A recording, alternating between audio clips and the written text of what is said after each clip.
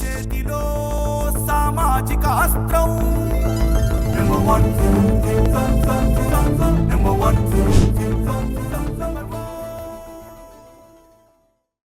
మాధురి గారు ఎలా చూడాలి అసలు ఈ ఫేక్ అఘోరి చెప్పే మాటలు కానీ అనుసరిస్తున్నటువంటి విధానం కానీ ఆయన వ్యవహార శైలి కానీ ప్రవర్తన కానీ చాలా డిఫరెంట్గా ఉంది. అసలు అఘోరి అని చెప్పి మంచి భవిష్యత్ కలిగినటువంటి యువతిని వివాహం ఆడటం ఏంటి, సనాతన ధర్మం కాపాడటం ఏంటి, ఎట్లా చూడాలి, ఏమని అర్థం చేసుకోవాలి వీళ్ళని? అదే అండి, మేము ముందు నుంచి మేము చాలా మంది నలుగురు వ్యక్తులు అన్నాం కదా, మేము నలుగురు పోరాడుతూనే ఉన్నాం.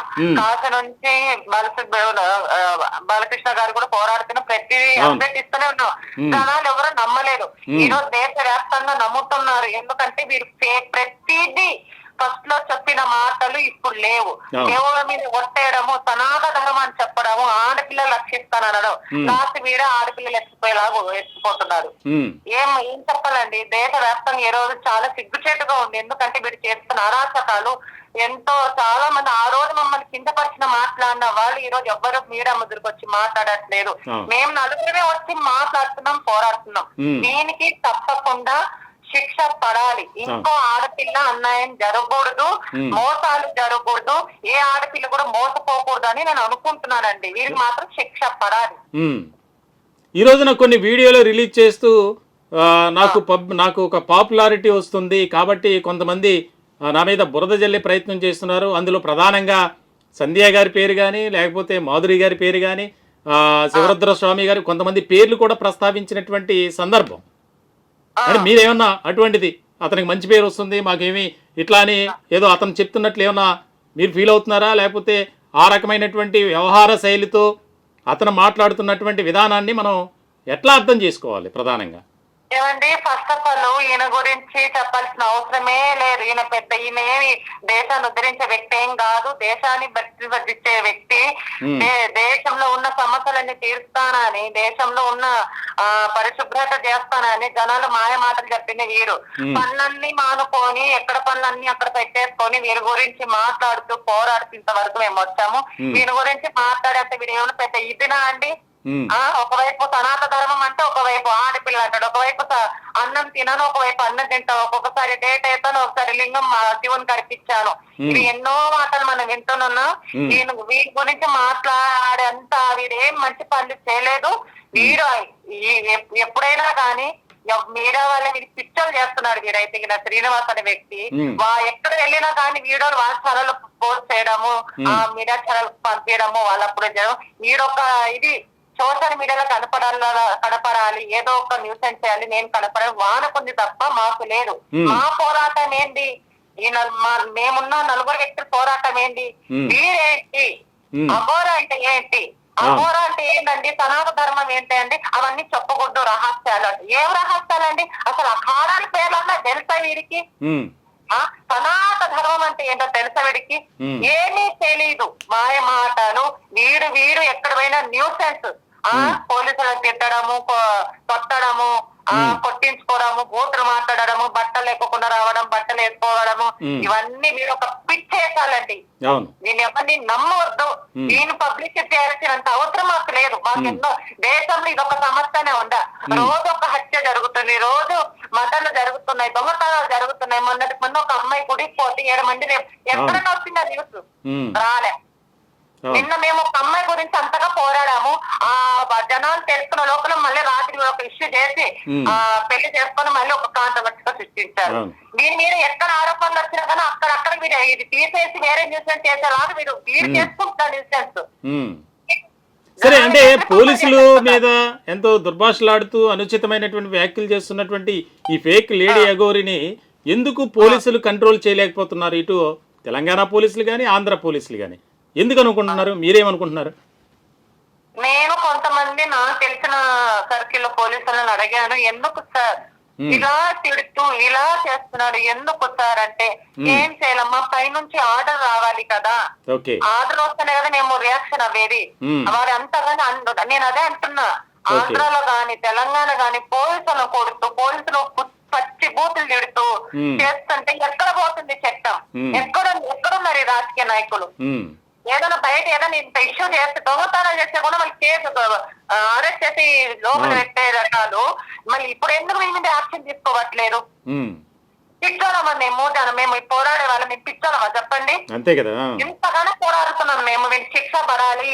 మేము చెప్తూనే ఉన్నాం మొదటి నుంచి మేము చెప్తూనే ఉన్నాము, నమ్మకండి నమ్మకండి అని. ఆ రోజు మమ్మల్ని పిచ్చోళ్ళని కొట్టి పడేశారు, కామెంట్స్ లో మమ్మల్ని తిట్టారు. బాలకృష్ణ గారు ఎంత కింద కామెంట్స్ పెట్టారు, బాలకృష్ణ పెట్ట దొంగ కింద అని. నన్ను ఎంత కించపచ్చలాగా మాట్లాడు, ప్రతి ఒక్కరి సనాతన ధర్మం కోసం మేము పోరాడే వాళ్ళం. మేము మాట్లాడితే వీళ్ళు కింద కామెంట్స్ మమ్మల్ని కించపచ్చలాగా చేశారు. కానీ దేశవ్యాప్తంగా ఈ రోజు కామెంట్స్ లో 2000-3000 కామెంట్స్ వస్తున్నాయి. ఆ కామెంట్స్ లో కూడా శ్రీనివాస్ పచ్చి బూతులు ఇస్తున్నావు, వాడు చేసుకున్న కర్మ వాడది. అవునవును, ఖచ్చితంగా. ఈరోజు నిజంగా మాధురి గారు మీరు చేస్తున్నటువంటి న్యాయమైనటువంటి పోరాటానికి మేము కూడా మీకు సపోర్ట్గా నిలబడతాం.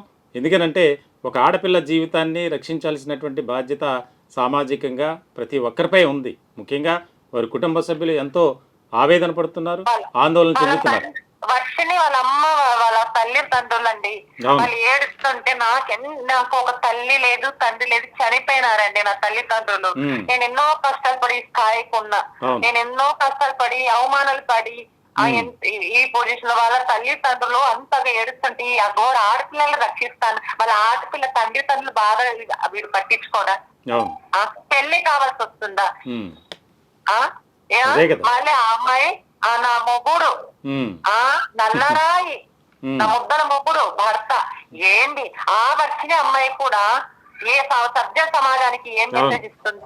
చిన్న పిల్లలు చెడిపోండి, మమ్మల్ని చూసి చెడిపోండి అనేదా? ఆ వచ్చిన అమ్మాయి మొన్నటి వరకు కొంచెం గౌరవం ఉండేది, అయ్యో అమ్మాయి తెలీదులేని మన ఎంత బాగా మాట్లాడింది మీ ఛానల్లోనే యాంకరింగ్ చేసి ఎంత మంచిగా. అప్పుడే ప్లేట్ ఫిరాయించిందంటే ఏమనుకోవాలి? ఆ తల్లిదండ్రులు రాదేనా గుర్తు రావట్లేదా? మహిళలు ఎక్కడ వెళ్ళారు? మహిళా సంఘాలు ఎక్కడ వెళ్ళారు? హిందూ సంఘాలు ఎక్కడ? ఇంత అరాచకాలు జరుగుతూ ఉంటే ఎక్కడ వెళ్ళారు? ముందుకు రారా? మేము నలుగురిని పోరాడాలా? మేము ఎంతవరకు పోరాడాలి? మాకు ఎంత శక్తి ఉంటుంది?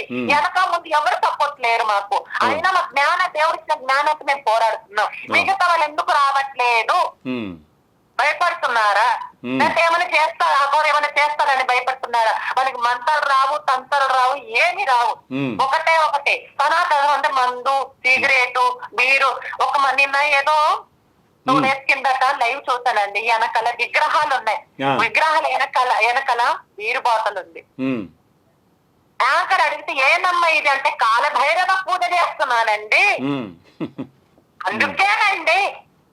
అరే చెత్త నా కొడుక శ్రీనివాస్ గా, నువ్వు కాలభైరవ పూజ చేస్తే మందు బాటలు కాలభైరవ పూజ అవుతున్నారు, మందు బాటల్ని పారేయాల్సింది. ఇలా హిందూ అమ్మవాళ్ళు కించబడినట్టే కదా వీడు. అంతే కదా. అవును. అంతకు అక్కడ కాళికమాత దేవి ఉంది, కాలభైరవ విగ్రహాలు ఉన్నాయి, విగ్రహాలు అవి కూడా. అవును. ఆ విగ్రహాలు పూజలు చేస్తున్నాడా? నైవేద్యాలు చేయాలి, ఎన్నో ఉంటాయి. చరిత్రము కర్మ ఎంత పెట్టుకుంటున్నాడు వాడు. ఏదో ఒక్క రోజు మేము ఇంతగా గొంతు చించుకుపోయేలాగా మాట్లాడుతున్నామంటే మేము సనాతన ధర్మం కోసం పోరాడే వాళ్ళమండి.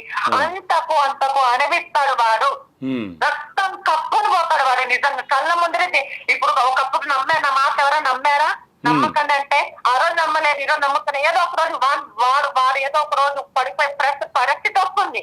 మా కాలు చేయి నిజంగా దేవుడు అంటే వాళ్ళ కాలు చేయి అక్కడక్కడ పడిపోవాలి, పశ్చిమాత మర్చిపోవాలి. వాడు ఎంత మందిని బాధ పెడుతున్నారండి. కమ్యూనిటీ వాళ్ళని పేరు బదనాలు చేస్తున్నారు, అగోడ పేరు బదనాలు చేస్తున్నారు, మహిళ పేరు బదనాలు చేస్తున్నారు. వీళ్ళు చూసుకొని ఇంకో దొంగ బాబా దొంగ నా కొడుకులు గుర్తుకొని రావాలా? మేము ఎవరిని నమ్మాలండి? ఏ శ్రీకాంతపతి నమ్మాలి? ఏ దొంగ స్వామిని నమ్మాలి? ఎవరిని నమ్మాలి మీరు చెప్పండి? మేము ఎవరిని నమ్మాలి? వీరు చూసి నమ్మాలా? ఓకే మాధురి గారు, మీరు చేస్తున్నటువంటి పోరాటానికి ఖచ్చితంగా మేము కూడా సపోర్ట్ ఉంటాం. ఆ యొక్క ఎవరైతే శ్రీవర్షిని ఫ్యామిలీ మెంబర్స్ ఉన్నారో వారికి ధైర్యం ఇవ్వాలి. ఖచ్చితంగా మీరు అన్నట్లు మీకు సపోర్ట్గా మేము ఉంటాం. అందరం కలిసి మనం ఫైట్ చేద్దాం. అమ్మాయికి న్యాయం జరగాలి. ఎందుకంటే ఈరోజు ఒక మాయలో ఉంది. అమ్మాయి తెలుసుకొని రావాలి. అంతే. రాత్రి అమ్మాయి ఎంత తిప్పుకుంటున్నాడు అది కూడా చూద్దాం, ఎన్నాళ్ళు ఉంటుందో. ఏదో ఒక రోజు రాకుండా పోతుందా? ఖచ్చితంగా ఈ వస్తుంది. రోజు ఒక అమ్మాయి, ఈ రోజు రాధిక అనే ఒక అమ్మాయి వచ్చింది, అవును. ఈ అమ్మాయి ఉంది, ఈ అమ్మాయి పబ్లిక్ లో పెళ్లి చేసుకుంది. మ్మ్. వాళ్ళ దృష్టిలో పెళ్లి అంట, కానీ మా దృష్టిలో పెళ్లి కాదు, అది బొమ్మలాట షో అది. అవును. మళ్ళీ మీడియా వాళ్ళు అడిగా కొంతమంది నేను అన్నాను, ఎక్కడ నీ హనుమాన్ అంటే నవ్వుకుంటూ అక్కడ ఇక్కడ నల్ల బంగారం అంటుంది ఈమె, ఎవరు వర్షిని. అవును. సిగ్గు చేతి ఉండాలమ్మా నీకు. నీ తల్లిదండ్రులు చూసి ఎంత కుమిలి బాధపడుతున్నారు. అంతే కదా. వాళ్ళు కని పెంచి వాళ్ళ అన్నయ్య విష్ణు గాని ఎంత ఉజ్జయినికి వెళ్ళి తీసుకొని వచ్చి అక్కడ ఫుడ్ బాగుంటది. ఎందుకంటే నేను కూడా యాత్రలకి వెళ్తూ ఉంటాం, అన్నీ నేను కూడా ఉజ్జయినికి వెళ్ళేసి వచ్చి అక్కడ ఫుడ్ బాగుంటదు. అవును. అక్కడ వాతావరణం బాగుండదు. సనాత ఇప్పుడు ఒక అమ్మాయిని శిశురకంగా శిశురకంగా చేసుకోవాలంటే కొన్ని నియమనాలు ఉంటాయి. ఫస్ట్ గురు విద్య నేర్పించాలి. గురు విద్య నేర్పించాలి. లింగకాయ కట్టి ఇది నా శిశురాలని 10 మందిలో ప్రణాళన చేస్తే అమ్మాయిని చేరుకుంటారు. ఈడేది దొంగతనంగా లీగల్ పోకోకుండా ఎక్కడి నుంచి అక్కడ తీసుకొని నువ్వు రావాల్సింది నేనున్నాను, మేము ముగ్గురు వెళ్ళాము అంటే అసలు మా ఫ్యామిలీ వాళ్ళు ఏం మాదిరి మీరు కూడా ఆడపిల్లలు చేసుకుంటారా అని అడుగుతా అంటే నేను ఈ రోజు తల వంచుకునే పరిస్థితి వచ్చిందండి. ఎవరు సమాధానం చెప్తారు? దీనికి ఎవరు బాధితులు? అవును, అంతే కదా. అమ్మాయి కూడా తెలుసుకొని రావాలి, అమ్మాయి వాళ్ళ తల్లిదండ్రుల దగ్గర ఉండాలి. పోలీసు వ్యవస్థ ఏం చేస్తుంది, రాజకీయ నాయకులు ఏం చేస్తున్నారు, దీని గురించి స్పందించాలి. దీని న్యాయం జరగాలి. మా పోరాటం ఇంత తాగకూడదు, వాళ్ళు శిక్ష పడేంత వరకు మేము పోరాడుతూనే ఉంటాము. ఓకే, థ్యాంక్ యూ మాధురి గారు, మీ యొక్క అభిప్రాయాన్ని తెలియజేసినందుకు. మీరు చేసేటువంటి పోరాటంలో కూడా మేము కూడా ఒక బాధ్యత తీసుకుంటామని ఈ సందర్భంగా తెలియజేస్తున్నాం.